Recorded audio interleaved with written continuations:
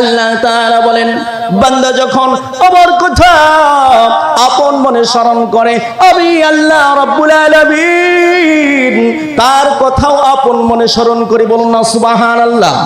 আল্লাহ সুবহানাহু ওয়া তাআলা বলেন, বান্দা যখন আমার কথা কোন মজলিসের ভিতরে আলোচনা করে, আমি আল্লাহ সুবহানাহু ওয়া তাআলা আমার বান্দার কথা এর চেয়েও দামি মজলিস ফেরেশতাদের মজলিসে আলোচনা করি। বলুন না সুবহানাল্লাহ। আল্লাহ তাআলা বলেন, বান্দা যখন আমার দিকে এক বিগত অগ্রসর হয়, আমি আল্লাহ সুবহানাহু ওয়া তাআলা তার দিকে এক হাত অগ্রসর হই। বলুন না সুবহানাল্লাহ।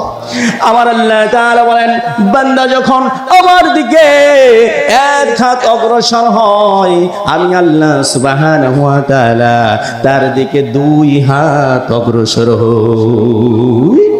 আল্লাহ তাআলা বলেন, বান্দা যখন আমার দিকে হাঁটিয়া হাঁটিয়া আসে, আমি আল্লাহ সুবহানাহু ওয়া তাআলা তার দিকে দৌড়াইয়া যাই।